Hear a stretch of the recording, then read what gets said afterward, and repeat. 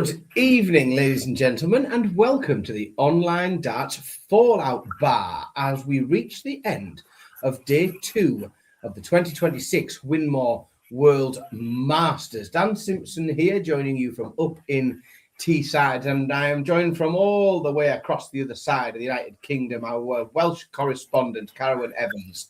Good evening, mate. How are you doing? I'm good, thanks, Dan. How are you? Yeah, another good day of darts. It's been can't believe round one's over already. Yeah, it was good. It was good. It's probably like is about as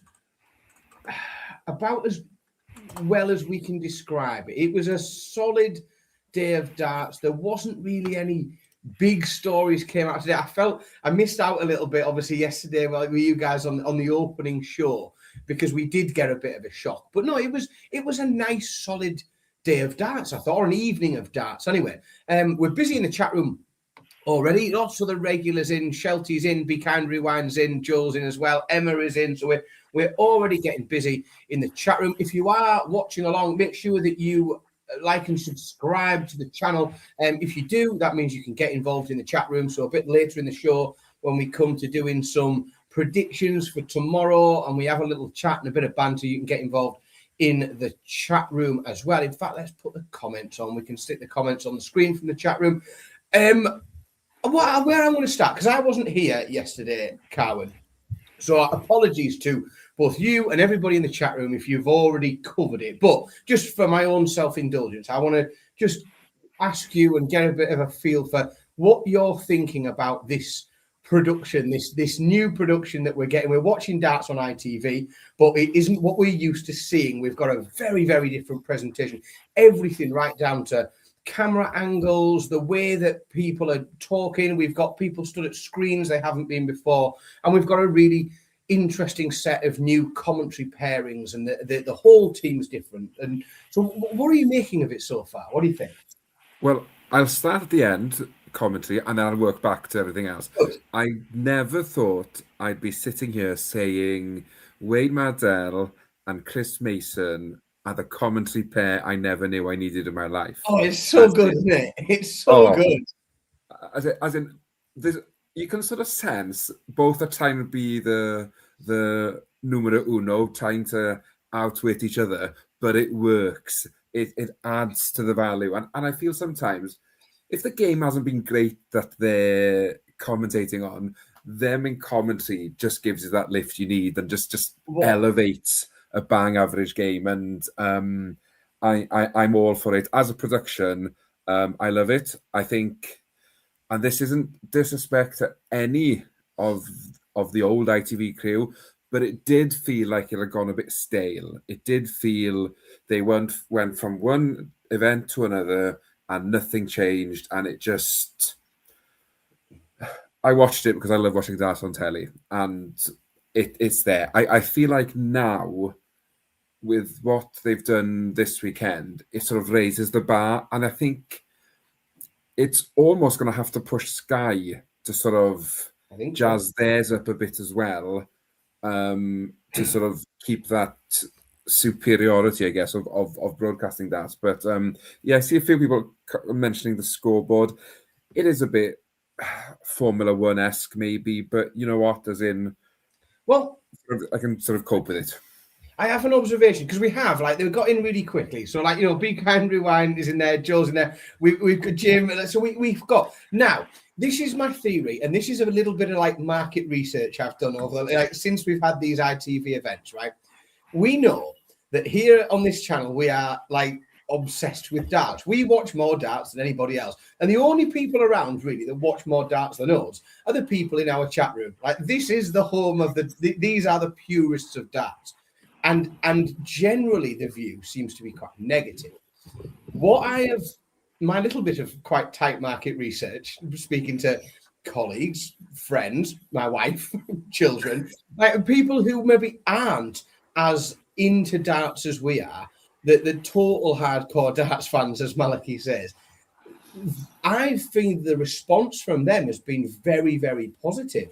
I think the casual fan quite likes the the animation around the edge. We can see how close out of the 501 we're getting around the way, and the way it's presented. So I don't know whether it's that we're all sort of dinosaurs and we've watched darts for so long that we're not as open to change as people who are very new to darts, that see it and think, "Oh, that's quite nice. It looks quite pretty. It's quite modern." And so I think there's a bit of, and we've said it for a couple of years now, as more and more casual fans are drawn into darts, they are going to be catered to more. Like, the casual fans are going to, because, Carwin, they know we're still going to be, as you say, I like watching darts on the telly, so I'll still watch it. And they're always going to have you, and they're always going to have me, and they're always going to have the guys in the chat room. But what they're now attracting, it seems, is the sort of accept, they're getting that affirmation from the casual fan going, "Oh, that looks cool, that looks nice." Now, I think that whilst I might not love it, I think the strategy is working somewhere. Yeah, and to be honest with you, as long as it works and we don't have to go scoreboard off screen, then it can continue. And I think as darts fans as well, we're creatures of habit, and if it ain't broken, don't fix it seems to be the way forward. And I think ideally they just try to do something, as you say, to keep the new fans, to keep the digital technological generations. Short attention span, don't they? They want new exactly. all the time.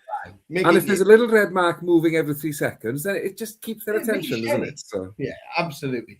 Right. Well, we'll move on from that. I just wanted to squeeze a little bit of that in because I think a lot of it is very, very good. I'm really impressed with a lot of the things that they're trying to do. But we will get back to what we do here on the Fallout Bar, which is talk about the darts that we've watched tonight and predict what's going to happen tomorrow. So we'll go all the way back. Seems like these 8-game shifts are quite a long, or they feel like a long time ago when you go back to game number 1. But this, Cowan, was not a game.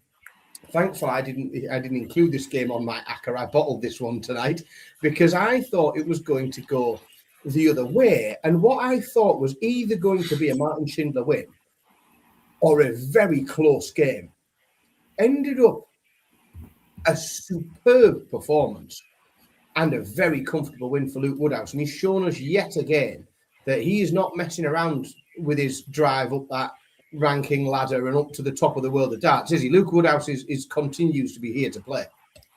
Yeah, this game was the start of my downfall in the prediction game from Fallout Bar last night. It went dramatically downhill from here. Not only did I pick a Schindler win, I picked a 3-2 Schindler win. So I couldn't have been further from being right if I tried.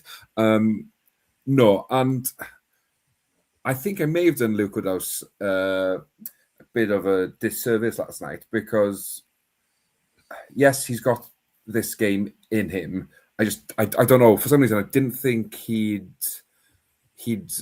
find that sort of first game of the season sort of on telly. It's sort of you expect people to take a bit of time to warm up, maybe after the World, but yeah, Luke Woodhouse came out, set his stall out, and just ran with it. And if he can continue this form, then I haven't got the rankings in front of me now, but it wouldn't surprise me if it's financially possible for him to be inside the top 16 before Ali Pali at the end of the year. I'm sure it is, but he's doing everything right at the moment, and it feels like he's always had like.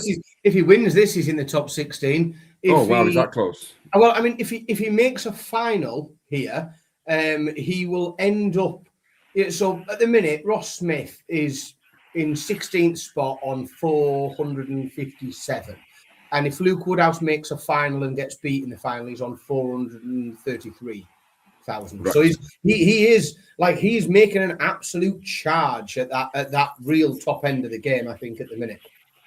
Yeah, and I think what he's doing now is he's consistently putting these performances in, where maybe in the past he's done it for a game and then maybe dipped off in the next round, but he seems to have found the formula that works for him, and I fully expect him to go on long runs in most tournaments he plays in at the moment, because he just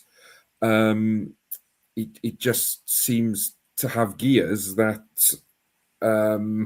maybe resembles somebody closer to the top 4 than somebody around 20th in the world, and it's unbelievable for me. Yeah, I was really, really impressed with him. Like, I predicted a Schindler win a little bit like you. What I didn't expect was and I just had to double check because we did see a 108 point something from Gezi Price yesterday. But that it's the highest average, the best performance of the tournament so far. It was absolutely superb from Luke Woodhouse. Now I was really, really impressed.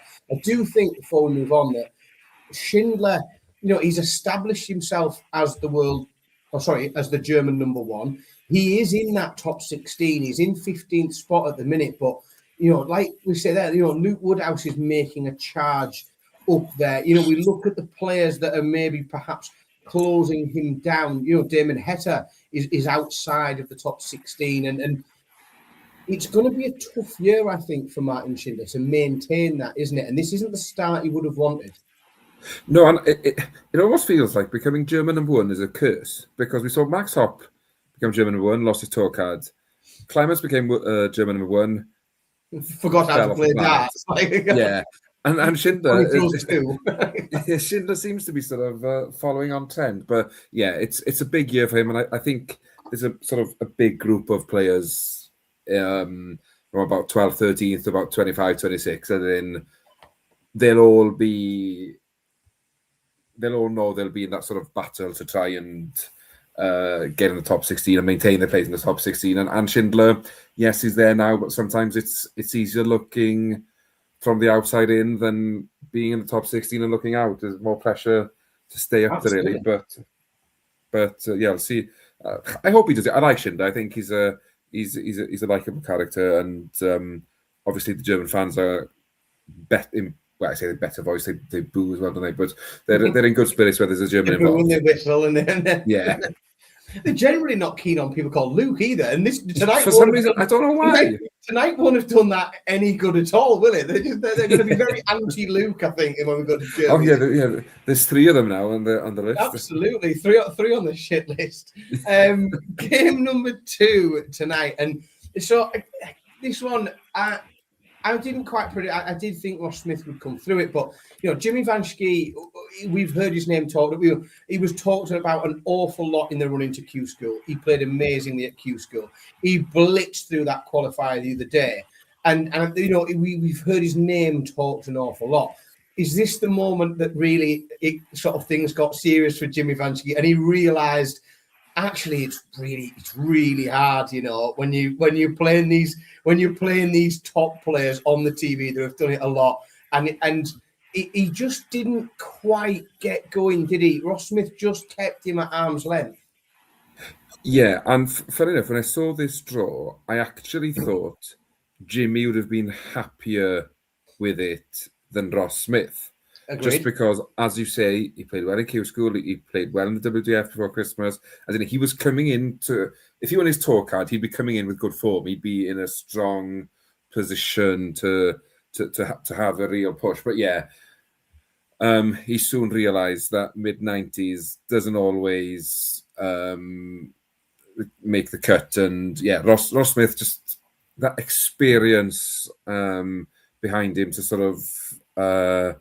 sort of get over the line. That 150, huge moment at that point in the game as well. Was Jimmy on a double or a 2 darter? He was certainly he was ready to go out, to come back. And, he was. Yeah, and that's what huge moment that. Yeah, and that's what these top players do. They just find that way of taking out the big finish that just flips everything on its head, and just from potentially being second favourite to win in the game, you're then back ahead and in the lead. And once they get their noses in front, they're very hard to track down. Yeah, they are incredibly hard to keep pace with. Again, and I think that 150 was certainly the key moment in the game, without a shadow of a doubt. And I do think, I am convinced, to be honest, that Jimmy Van Schie is going to do big things in darts. He's going to do big things in the PDC. He's already done things in darts, but he's going to do a lot in the PDC. But I do just think it hit home a little bit because there are a lot of games he'll have been involved in, a lot of tournaments that he's played where when you come out and you start playing like that and you're on a finish and your opponent will wilt slightly. Whereas these players he's meeting now, they know they've got that in them. They're not, they know they've got a 150. They know they can come and do that. And when they do that 150, that's normal for them, and it might take you by surprise. And you have to not be rattled with that and surprised by that. And you have to just think, right, okay, this is what they do. This is how it works in this environment. So I thought it was good from Ross though, because Ross has been a little bit not much up and down, but maybe a little bit unpredictable. He's a player again that whilst he's hovering around that top 16. He's number 16 at the minute. He was a player that for a period of time, he picked that big title up. We were looking to think, well, is he going to be a top 10 player? Is he going to be a Premier League player? And he's almost trying to bridge that next gap as well. Where we looked at Woodhouse trying to sort of bridge the gap into the top 16. Smith, that next layer up, isn't he? He's trying to bridge that gap. He's, can I be a top 10 player? Well, maybe I'll try and get that. And that's the goal you've got to think for him. Oh, definitely. And it's sort of similar to Damon Hector last night, really, where Ross Smith just needs a good run, just needs to get his confidence, his seeing the results, not just performances, but getting those results. Because I think darts has become such a brutal sport at the moment with so many top players able to win tournaments that it obviously you expect a Luke to be in one side of the final, maybe more often than not a Luke to be on the other side in the final. But if you can upset the cards, it's quarterfinal, semi-final now, it's huge. It's almost as big as winning a tournament because you've got this once in a lifetime player in Luke Littler. If you can avoid him and play well against Luke Humphries, there's a good chance you finish runner-up in a tournament. And Ross Smith just needs to get back to the point where he's competing with those players to get into that games, because last year, too often, he just wasn't finding his way into the latter stages of tournaments and not dining at the top table of these tournaments. If he wants to make the top 10, that's what you've got to do, really. Yeah, someone's mentioned my audio's cutting. I've switched microphones, so hopefully I might have solved whatever microphone problem I had with a bit of luck. Game number 3, and I think this was a very, very important game for Danny Noppert. Danny Noppert was on an awful lot of people's list. He was certainly on my list to be in the Premier League. He had that very early, looking at the bracket for the World Championships, pre-World Championships, I thought Danny Noppert was going to sail through to, quarterfinal, semi-final. I thought he was, and I think he guarantees his Premier League space at that point. He had that big upset from Justin Hood. How important was it, first time out after all of that he just gets a solid, comfortable win, good on the doubles, ton average. It was just a good, solid Danny Noppert performance against a very dangerous and game effort, I think, from Daryl Gurney. Yeah, it was almost the perfect tie for Noppert, just to come out all guns blazing and just show the world of darts. What happened in the Worlds was a blip. This is where my game is at. This is what I can do. And I think that's exactly what he did. I also loved the fact that he gave it a bit in the game, as in I think that's probably a mix of frustration, disappointment, happiness, and all those emotions that go through your mind, where you obviously, it's the first time you've seen him since the announcement that he's not in the Premier League again, and obviously there's been a lot of talk about him not being there. So he just needs now to have a year again where he just proves to them that he should have been there, and coming out against, as you say, Gurney, who's been playing better. And funny enough, Gurney I tipped to win this game. I thought Noppert might have had a Premier League exclusion hangover. Yeah, a bit of bruising almost, a bit of bruising from recent, he's had that bad experience at the Worlds, then the Premier League news, and he didn't have an easy ride of it on the World Series. You know, the only PDC player to lose to one of the local qualifiers. You know, he has not had a fun couple of months in darts, has he? No, exactly. So to then just bounce back from all of that and near enough have a hundreds average, and just confidence winning, and it's just one of these players at the moment. As in, I almost see Noppert as Woodhouse in 2 years, where he climbed into that elite group and just maintains there because his game is so solid. You've got to throw something unreal to beat him. And I think, for me, Danny Noppert is one of these players. If he averaged 100 every game, it wouldn't surprise me. He's just got that consistency in his locker where he's just hard to break down and very, very hard to beat. Yeah, definitely. I thought it was a really good performance. I was really pleased to see it as well. I thought I want Danny Noppert to be playing brilliant. Like I want him to show everyone that he should have been in there. Like, and I was really pleased with that. And very interesting next round game. We'll come to it a little bit later on when we look at the results. But yeah, I think that Premier League spot is an interesting one for that next game. Game number 4 was this was a game I was really excited about because I didn't have a bloody clue what we were going to see in this. I had absolutely no idea. I wasn't sure that we would see Rob Cross win a comfortable 3-1 victory while not scoring as well as Ryan Searle. It was a bit strange in the end, but again, I think a really, really important thing for Rob Cross to start the year with a win and not go out early in the first event of the year. Really, really impressive. Like, just for him to get, it wasn't amazing levels, but it's very important to get that win. Yeah, and I think because I think this was sort of my 4 out of 4 getting predictions wrong for tonight. I think I went with the Searle win, and I think I got distracted by the magic of the Searle run at the World Championship. And whilst he had a very good run, looking back at his averages, they were never out of this world. He was just consistent and played better than his opponent. Yeah. And I feel like he's kept that level tonight. Just Cross has found a way to win and not play as well as Ryan Searle. And I think with best of 3 sets, it is brutal, and you don't have to set as well is laughable. Yeah, silly. Yeah, you don't have to be the better player for 66% of the set, but you can still win it.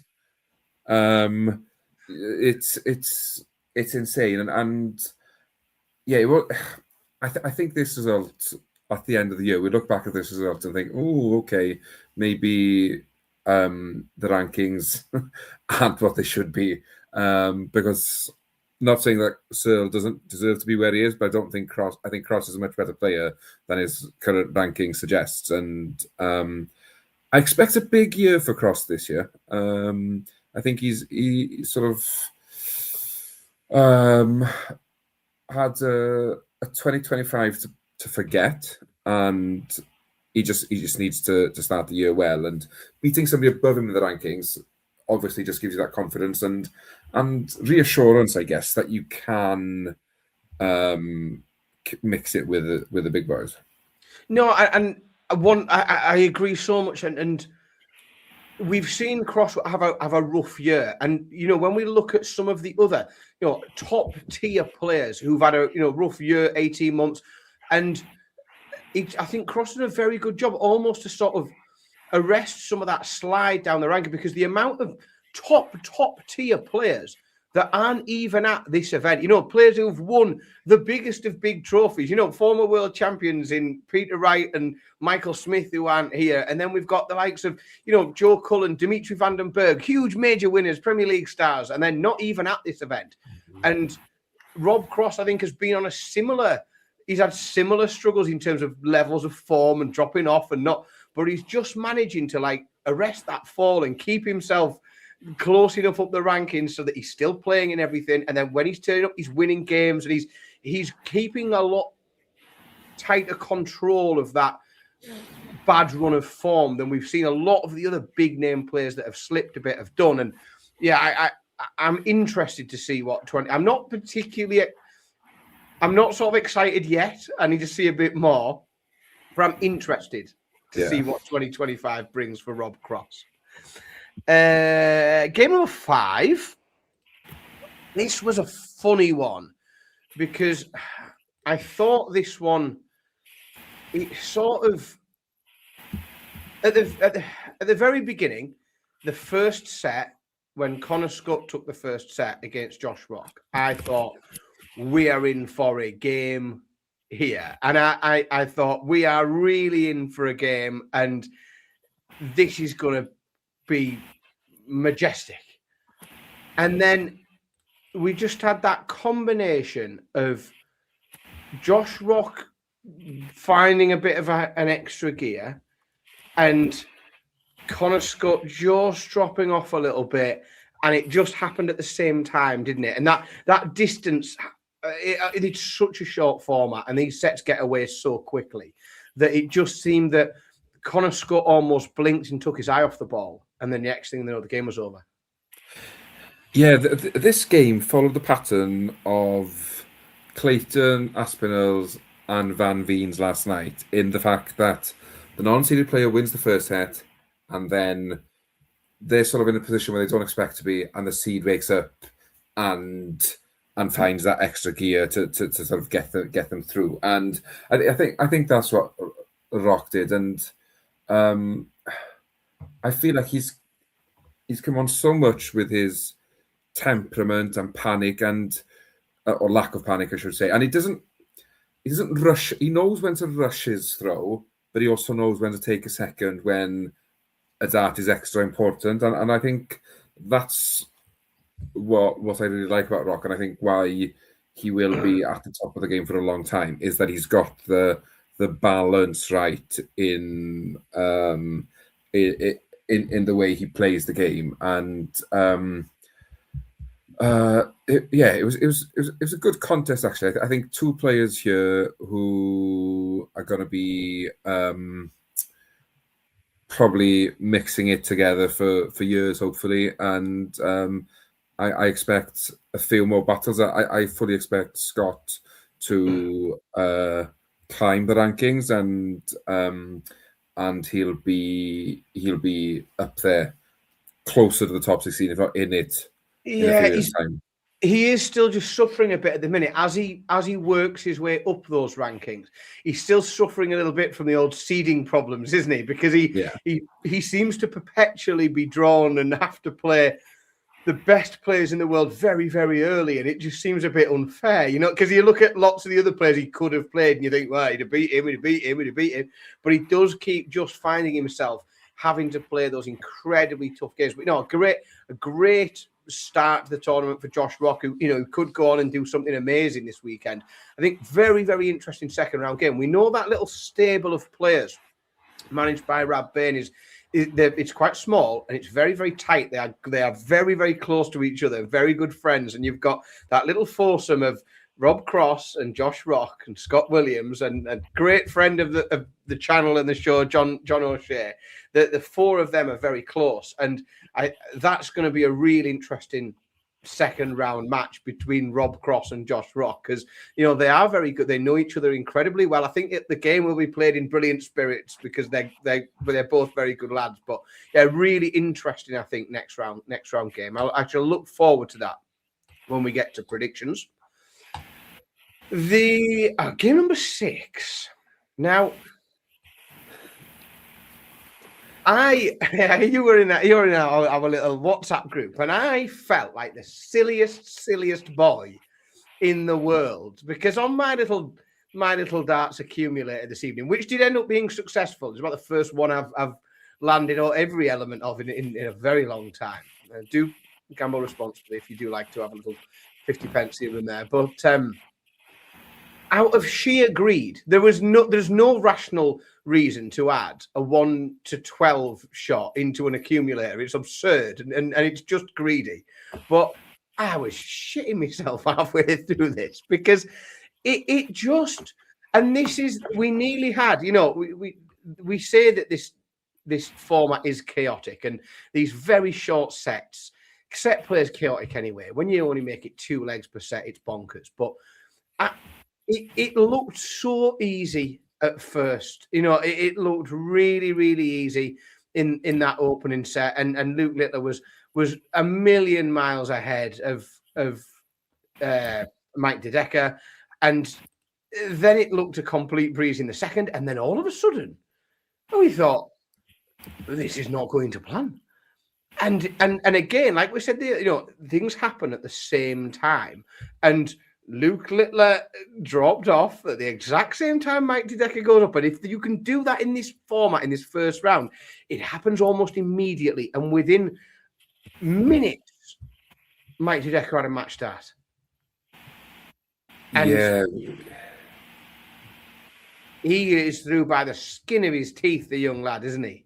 Oh, the what could have been game, as in you had at that point what would have been 8, sort of 13, 17 players egging that double 11 to go in just to open the tournament up. But it's what he does then, and then from there, from winning that leg, he just goes berserk and turns it all around and gets over the line, as in. And it sort of feels like since winning the Grand Prix, that probably sums up Mike De Decker within a whisker. Everything's been within a whisker since then, and it's just nice to see Luke Littler being put under pressure. I just think make him work for it, as in, because I think if he's going to work for it, it brings the best out of him. And off the back of that, we almost got the 9 darter.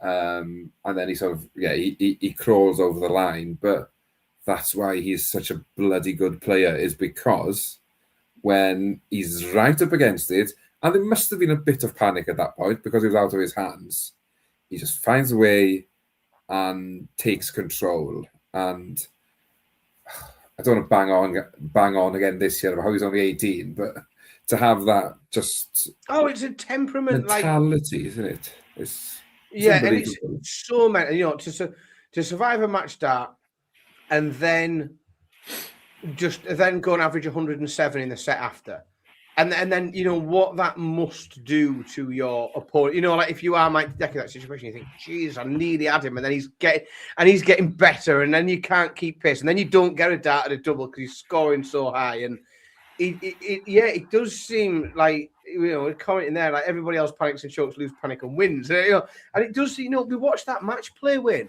and it just seems to just keep giving people 5-leg head starts in the summer. You know, it just keeps like, I'll go 5-0 behind, and then I'll be fine though, you know. Then he'll go 5-0 behind again, and he'll have another go, and he'll come back, and it's so I don't know. And he talked a lot, and we've talked loads, you know, pre-match about starting slowly, and he didn't start slowly. He started brilliantly and then just went missing. And we rarely see that from Luke. We rarely see him go. We normally see him either start slowly or come out all guns blazing and sort of peak a little bit and then drift off. But it's rare that we see him go missing and then get it back. But he did it very quickly. And in the end, it was the result everybody predicted, but it was not easy at all. And interesting what that means for the rest of the tournament, and whether other people think he can be got at him. He can be got at. I think similar to the Worlds, where was it David Davis who had him in a bit of bother. I know he won the game 3-0, but that's the closest anybody got to him. Yeah, that's the closest anybody got to him. I can't see anybody touching him now, because I generally think he has one poor game, or you get one chance to knock him out in a tournament, and then that's it. And De Decker's dart at double 11, I think, was the dart to knock him out early, and I fully expect to see him playing Sunday night. Agreed. Game number 7. Now, I thought if there was a game anywhere at all amongst this entire tournament that was guaranteed a 3-0, it was this one. And when Dave Chisnell went 1-0 up, and I looked at the stats, I genuinely thought to myself, what on earth is going on here? And are we going to are we going to get some news tomorrow that Luke was like, really, really unwell? He had food poisoning or something like that. But Luke Humphries and Dave Chisnell, I was absolutely certain that this was just going to be an unbelievably dominant performance. And after that first set, it was. But Luke just took a little bit of time to get going, didn't he? Yeah, yes, he did. And he was a bit sloppy in the first set and just... Even though he lost the first set, he was in control of it. And I think he missed half of the darts he missed at a double in the match in that first set. Yeah. And Chisnell nicked it. Luke Humphries lost it. Bit of both. But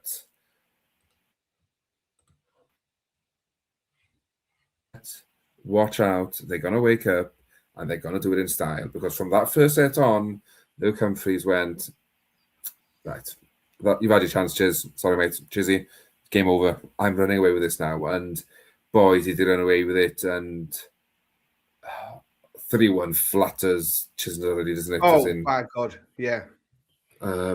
He's a million miles off it, unfortunately. It's quite sad to see, really. Yeah, and that was the strange thing, like the commentators, all the WhatsApp groups I've got with it, like the only topic of conversation was like how rough Chisnell's throw was looking, and then I mean, look at the screen, I'm thinking, boy, he's 1-0 up. This is very short format. Like could this go wrong? And I did question for a minute whether or not this could go wrong, but no, yeah, like as we, people say in the chat room, champ mode, the champ mentality comes, and all of a sudden the big boys go, hang on a minute, I did like sort this out, and then they just start, and off you go, and we're good. But yeah, again, just banana skin avoided for Luke Humphries. Never really at risk. Even with the sloppy first one, it was never in doubt, was it? Comfortable in the end. And the final game of the night, the game that did bring in the Dan Simpson ACCA with a Stephen Bunting 180s. This was, it was very comfortable from Stephen Bunting, but not really pushed. Jeffrey de Graaf didn't give it what he's got. He's a great player, Jeffrey de Graaf, and he just didn't give it what he had, did he, today? No, and I feel like it's almost becoming a bit of a pattern, especially on the big stage. Is I expect more from him, and he just doesn't quite deliver. And I felt like Jeffrey tonight made Stephen Bunting made it look like a better performance than it was. Don't get me wrong. I thought Bunting played very well. He had a very good average, but it felt like there's more than 9 points in the average. I felt that's how far de Graaf was off it, that Bunting looked like he was 15 points ahead in the averages, and he just had that gear. And obviously he's been in a tough position because yes, he wants to be included in the Premier League. Why wouldn't you? But everybody's been talking about the fact that he's in and not Button Aspinall aren't. It's not an easy place for him to be. He doesn't decide to. No, he's not going to say no to it, is he? Of course he's not. Why? As in, finish bottom, we get 80 grand. Why would you say no to 80 grand? Like, it's madness. I'll go and get beat every week. Not a problem. Yeah, 16 hotels across Europe. Probably a bit of a food in a chain of some sort. As in, it's a no-brainer. But I think for him, this performance will just be like, okay, yeah, I'm in there, tough, deal with it. This is what I can do when I play. Yeah, really, really impressive. And I do think it was a banana skin. This, I don't think that Chisnell was a banana skin for Humphries, but Bunting, the form hasn't been great, and I think he knows it, and he knows he's got to start to put a bit of a show on and validate some of the faith that's been placed in him. And it was a good start. You've got to get off and rolling sometimes. And when you haven't, like we said about Noppert earlier, when you haven't had it all your own way recently, or you have been getting a bit of stick, sometimes it don't really matter how you win. You've just got to start winning darts games, and you've got to win on the telly, and you've got to be in it to, in order to do something. You can't produce a big performance if you're not there anymore and you've already on the train home. So yeah, I think it's very important, certainly for all the seeds, to get through this first round. I'm not having Schindler as an upset, really. Even though he's on that side of the draw, it's still a draw. Still a drawn game of qualifiers, that one, or of people who should be there anyway. Right, we've done today. In fact, no, it's 10 past midnight. We've done yesterday. It's time now for tomorrow. Today. So it's time now for today. So in the chat room, make sure you get involved with your predictions for tomorrow. Now, what is happening tomorrow is we are going to a slightly extended format. So we've been playing best of 5, which is first to 3. We're now playing best of 7, which is first to 4. So your predictions need to be 4 something when we're picking the game. So we'll work through them, Carwyn and I, in the chat room. Get your predictions in. Tell us what you think is going to happen. I think I've got the right order of play for tomorrow. If I haven't, I apologise. It just means that I'll have something on one screen and the PDC or the TV company have changed something. So we'll do our best. But I think the opening game tomorrow is going to be Damon Heta against Chris Dobey. And I will ask you, Carwyn, before we go to the chat room, what you think is going to happen in that game. Before I talk about my prediction, I see 2 have come in already, and they weren't listening because it's best of 7, not best of 5. So I think if Be Kind Rewind and Scott would like to... That's what happens when you come in early. I was trying to explain it to everybody. So don't forget as well, folks, whilst we're not sponsored by ITV, I don't generally shout people that don't sponsor us, but no. This is the afternoon session from 1 p.m. tomorrow. So we've got 4 games in the afternoon, 4 games in the evening, because we're playing over a slightly longer session. It also means the Fallout Bar will probably be a bit earlier tomorrow than it is tonight. So starting at 1 p.m. tomorrow. Yeah. Oh, this is a tough one, because surely Heta can't be as bad as he did when he beat MVG. And can Dobey be as accurate on the doubling as he was in his win? I think it's a Sam setter. I think it's going the distance. I actually think Heta goes 3-1 up, blows it. Dobey wins 4-3. Oh, that's right. I see. I am going to have, because it's tradition. I'm only on one Fallout Bar this weekend, but a glass of predicting wine, I think, for this evening. We've got it's a Cabernet Sauvignon. It's not a great one. It's all right. It's like it's bordering on cooking wine, Cowan. If it's out where it's like it's if I wasn't on a Fallout Bar tonight, that's going in a bolognese. But I happen to be on a Fallout Bar, so we'll have a glass.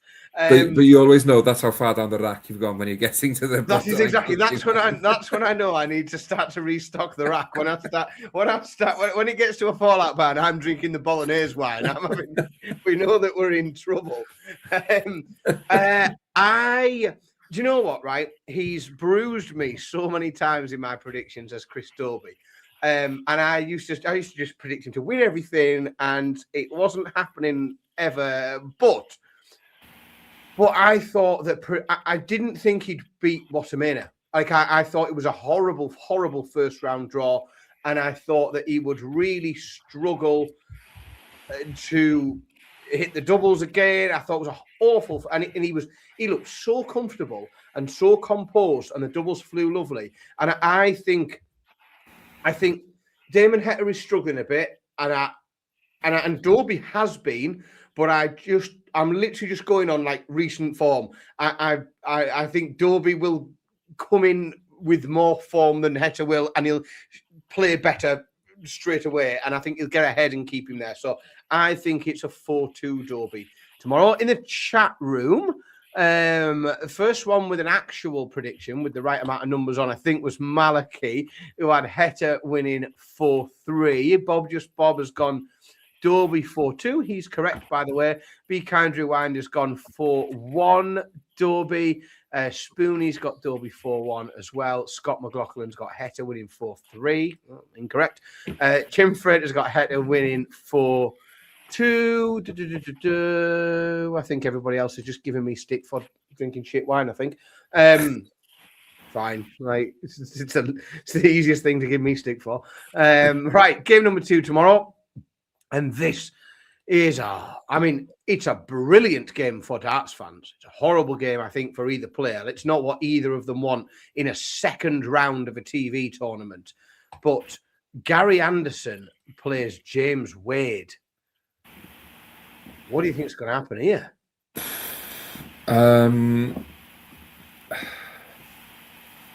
What is going to happen here? This is a game of potentially everything. I think Gary wins.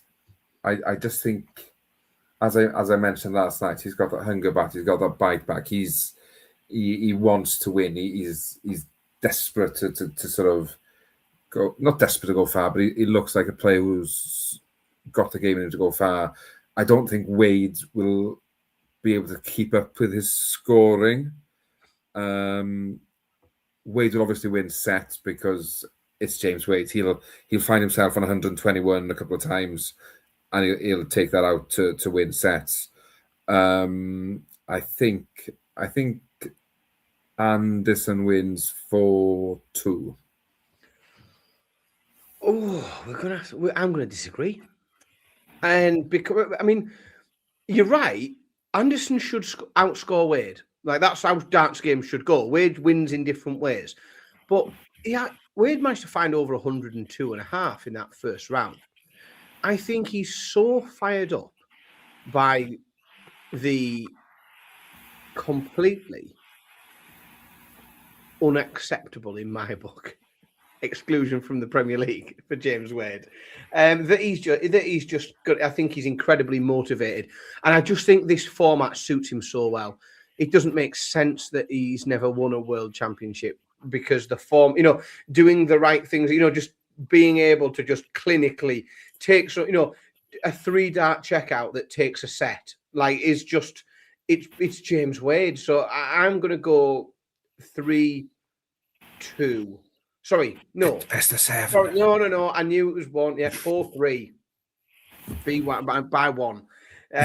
It's going to be 4-3. Shouldn't have had a drink, shouldn't I? I've already had a sip of that wine. No, I've not had a mouthful, really. 4-3 to James Wade. So let's have a look in the chat room. Emma, yes, we will be back tomorrow. It won't be me, it'll be somebody else. So we mix it up every night. Every time there's darts on the TV, we do this. If you're new to the stream or to the channel, we do this after every time there's darts on TV. We'll be here after every single Premier League night. We're here whenever there's a major on the telly. Sometimes there's 2 of us, sometimes there's 3, sometimes there's 4. Depends who's around and what's going on. Bring your own tipple to the bar. We don't provide drinks in this bar, but we have a chat about the darts and we have a bit of a laugh. So, predictions. I think Spoonie got in first with an Anderson 4-0 win. It's bold.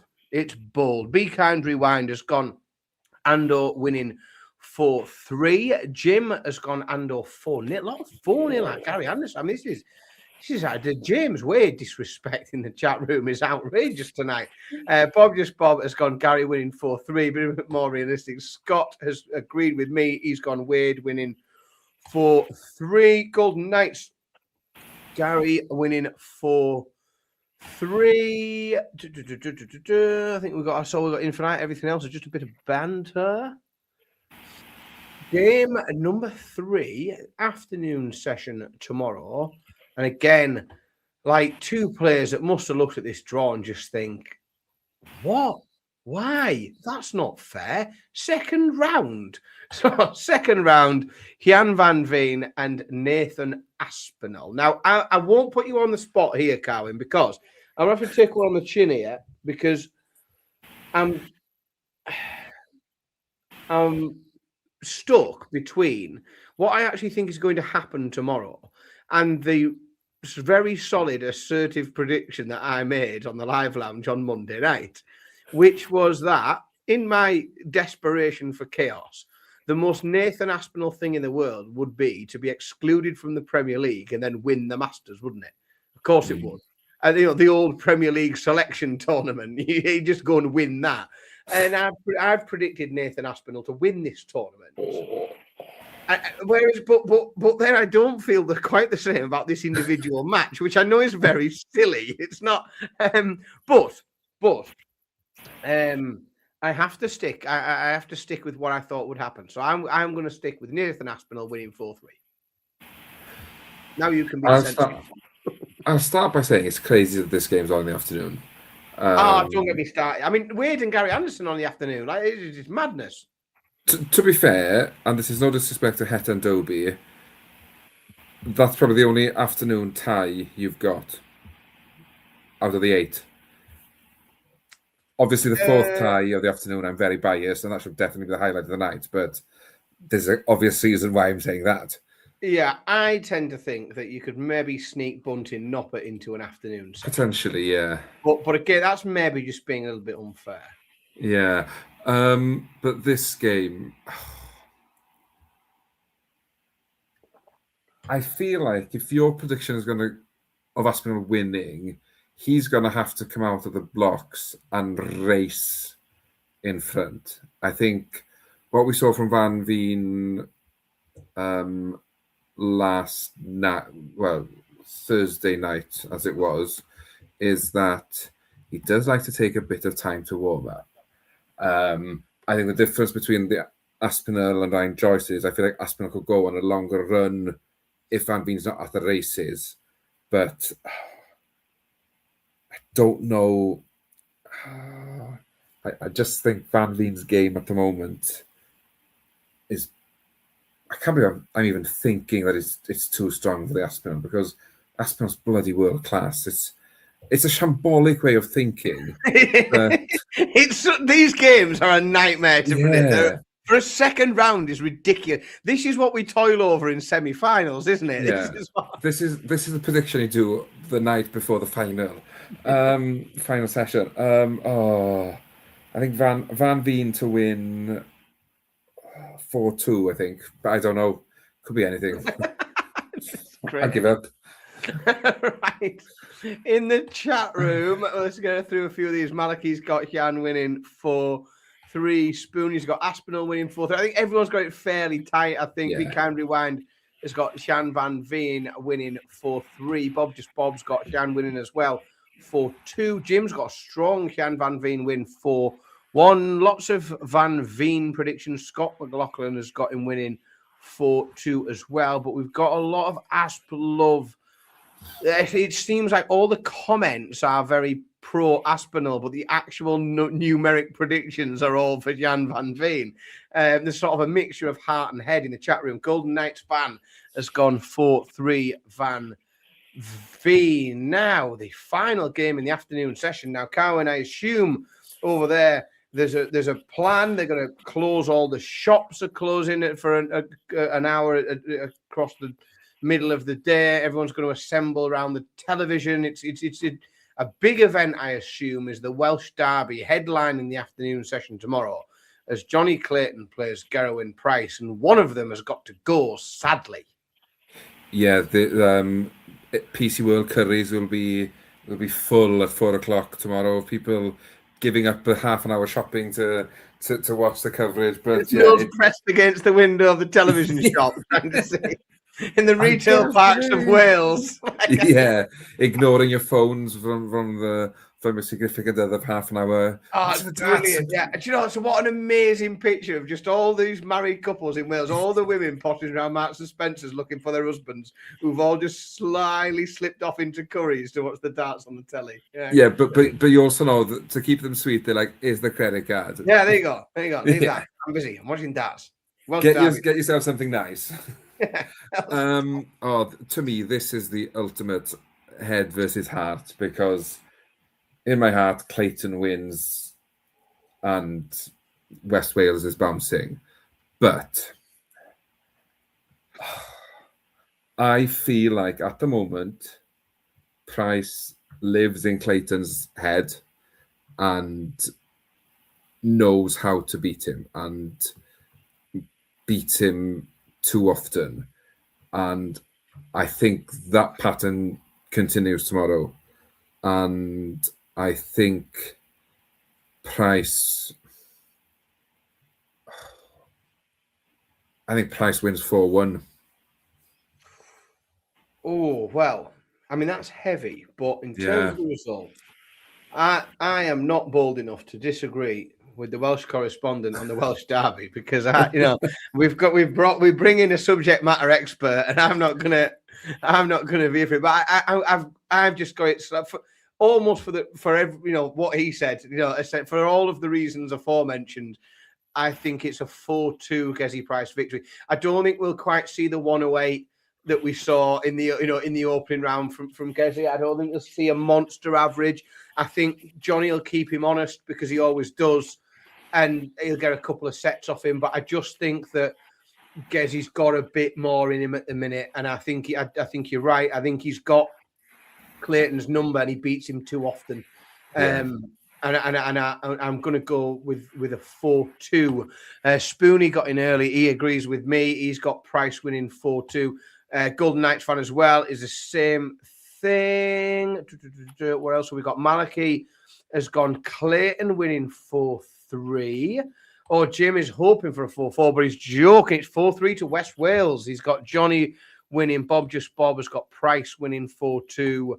Scott McLaughlin's got Johnny winning 4-3. Be Kind Rewind has got Clayton 4-3. Actually, I think Clayton. I think we were out at 51% Clayton. I think there. I think interesting though. All the Clayton predictions were 4-3, where there's a bit of breathing space in the Price ones, and I think that's probably how it'll go. If Clayton wins, it's a 7-setter. If Price wins, it doesn't go to the last set. Yeah.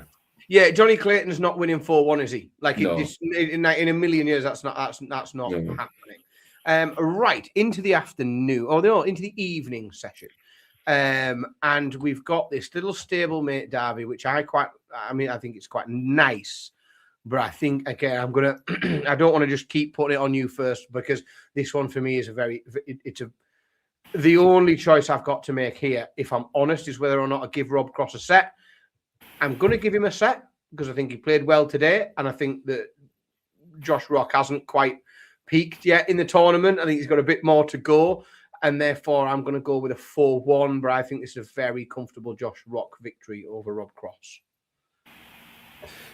Yeah, I think it's hard to see anything but a Rock win, just because of where the games are at the moment. I think Rock is, pardon the pun, climbing, and Rob Cross is sort of just is on a bit of a plateau, and I think I'm gonna give him Cross 2 sets, just because I think playing a stablemate might make Rock miss 1 or 2 darts at a double, but I think that's his lot. I think it might even be sort of Rock wins his sets 2-0, Cross wins his 2-1. Yeah, 4-2. I'll have that.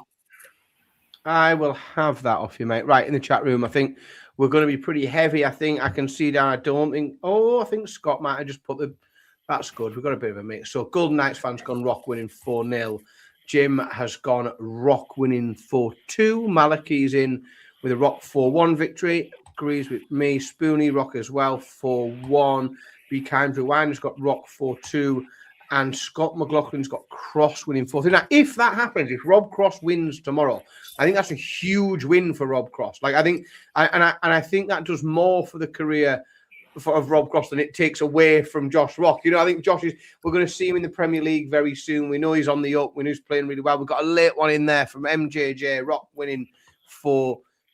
But no, I think, I think Bob's in as well. Rock better on the doubles, winning 4-2. I think Cross is going to have to be on his game. He's to keep pace, to keep pace with the scoring that Josh Rock is going to produce. But I'm quite looking forward to that one anyway. Next one, I don't know if I'm looking forward to this or not. I don't know what we're going to see here. This could be 2 players averaging 85, or it could be 2 players averaging 109. Stephen Bunting against Danny Knopp at Carwin. I'll come to you first, because I haven't got a bloody clue what to do on this one. Yeah, I just hope in this game they don't try too hard because of the emotion that I feel like is attached to it. Hmm. On one side, you got the player that probably should have been in the Premier League, and on the other one, you got the one who's in but nobody wants him in there. And I think if this darts game was played at any other tournament throughout this year, I think Nopper would win it quite comfortably. And I know he said he's not bothered, he's going to try his best, and it will have hurt that he's not in the Premier League this year. It must have hurt him. Can he keep it in check? Can he let his darts do the talking? That is the dilemma I'm currently facing. He does. I think he's too good at the moment not to. His darts are going too well. Noppert wins 4-3. I've got it slightly wider. Oh. Again, you know what's going to happen here is tomorrow. Right, we're going to be showing up as fools tomorrow because we're agreeing too much tonight, aren't we? Like we are agreeing far too much tonight. But no, but also it's I'm going to pick a Danny Noppert win here for the very same reason that I picked Nathan Aspinall to win the Masters, because like I want chaos and I want stories. I want things for us to talk about in the live lounge every Monday from 8 till 10. I want I want talking points, and I think that Danny Noppert beating Stephen Bunting is a big talking point at the moment because of the decisions that have been made quite recently. I've got it. I'm going to go 4-2. Danny Noppert. I think it's just ever so slightly wider. Spoonie's with me. He wants the drama. He's got Noppert 4-0. He wants the big stories. He wants the reaction from the media. Golden Knights fan agrees with me. He's bang on. He's got Noppert winning 4-2. Scott McLaughlin's got Noppert winning 4-3. But you tell you what, you don't get many of them in the chat room, do you? Totally agree, Carmen. You might have to. We'll have to screenshot that and frame it for you, mate. Put that my victory. Bob has got 4-2. Danny Noppert, Be Kind Rewind's got Bunting. Will have the Premier League confidence. He thinks he's got 4-3 to Bunting. James got Danny winning 4-1. Be Kind of 4-3. We've had that one. This is just slightly worded different.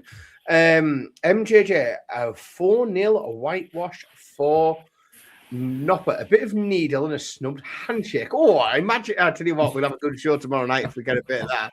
That'd be smashing. We like that. Right. Next, game number 7. Luke Littler against Ross Smith.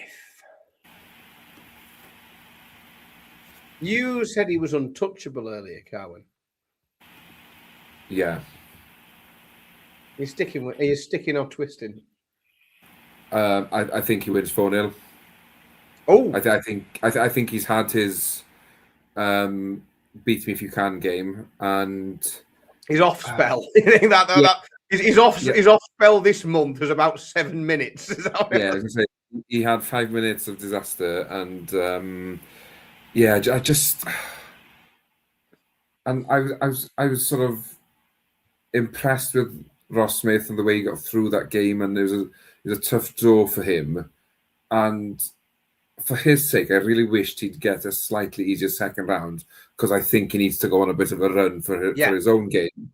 But unfortunately, when you're 16 in the world, it means that in round 2, you come up against Luke Littler. That's how maths works. Yeah, and I just worry that he's going to be on it from the off tomorrow. He especially with the way some of the players have played, he wants to win this one, doesn't he? And he wants to lay his marker down now. So I think he wins comfortably 4-0.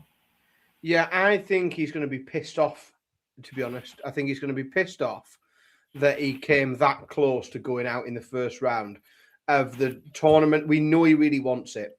He hasn't got it. It's missing off his list. And I think he's going to be really pissed off that he's come that close. I am going to give Ross Smith a set because the sets are so short and Ross Smith scores so well that I just think the odds are that on throw, he'll score well enough to pick a set up. Like, I think that he probably will.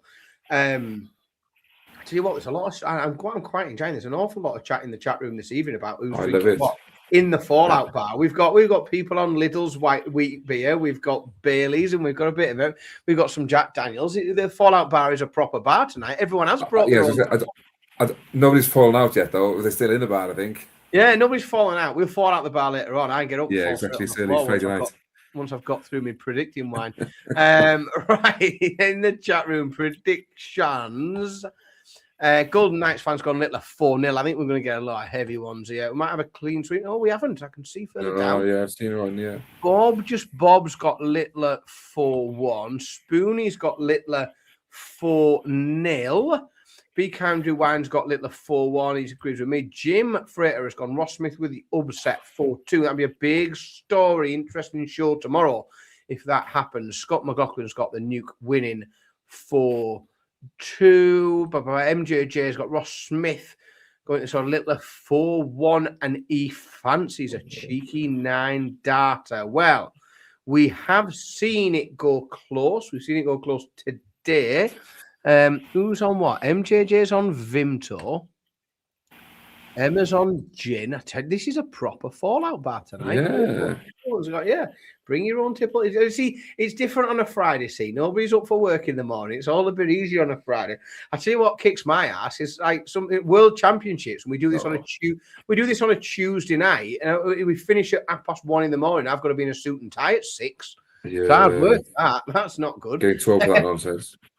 Right, we finish tomorrow. We've had the Welsh Derby headline in the afternoon. Tomorrow evening is headlined by a Luke Derby. We've got the two Lukes, Humphreys and the Shed. Humphreys and Woodhouse, what are we thinking? A bit like Ross Smith. I feel for Luke Woodhouse here because it's as tough a draw as Littler and Luke Humphreys. And Luke Humphreys just does Luke Humphreys' thing. Woodhouse, if he plays the board, if he plays his game, he's got a couple of sets in him, definitely, because he's playing too well not to get on the board. But I cannot see Humphreys running out of steam. And I'd love a 7-set thriller. I'd love it to go down all the way, and potentially Woodhouse nicking the first leg in the final set against the darts. Then Humphreys goes back and then goes to the last leg. But that's the fairy tale in me that wants that. I think it's 4-2 Luke Humphreys. I think I'm going to go. It's a tough one, this, because it almost feels harsh. It's a bit like like you say, it's harsh on Ross Smith. It's harsh on Luke Woodhouse to have to play Humphreys in the second round. I just think Humphreys is going to be too up for it and too strong. I do think Woodhouse will get a set. I think it's probably a bit like tonight. It might not be the first one again, but I think Humphreys will have a slack set, because he often does. Like, even when he's playing at his very best, he often has a slack set. And he's got a great talent for sort of restricting it to a set. I think set play often works to his credit, because it's almost like he can put a box around that bit of shit play and then start something again. But I do think he'll have a slack one. I think it's 4-1 Humphreys fairly comfortably. And again, Woodhouse can probably just think himself slightly unlucky for being seeded that far down the draw that he ends up having to play number 2. And that's only because he beat number 15. And that's how brackets work, isn't it? Yeah. That's how it fans out. Right, for the last time this evening. Oh, I tell you what. I'm going to come to that in a second, because that's quite marvellous. Right. Golden Knights fan, Humphreys 4-3. B. Kind Rewind has gone Humphreys 4-2. Daly Atkinson is in regular. contributor, but first time I think prediction tonight, who is chilling out in the Fallout bar this evening with a glass of Advocaat. Like, it's not even like that. World Championships normally, that is a very Christmassy drink to be drinking in January. That tells me, right, that's what I learned about somebody drinking Advocaat on the 31st of January.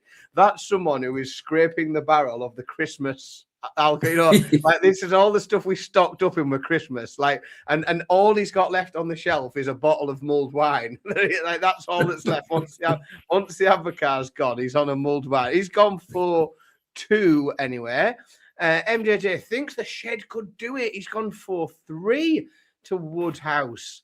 Spoonie has gone Woodhouse winning 4. I'm surprised by the amount of Woodhouse predictions in the chat room. Scott McLaughlin has gone Humphreys winning for 3. Bob said shock of the night 4-3 Woodhouse.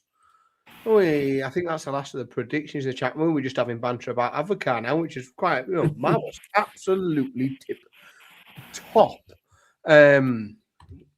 Golden Knights fan teetotal. We welcome teetotalers in here. There's plenty of, in fact, members of the Fallout Bar staff, those that host the show that are teetotalers as well. So everybody is welcome at the Fallout Bar. Folks, thank you very, very much. We rarely do, so in previous years, there are certain events we do the Fallout Bar show.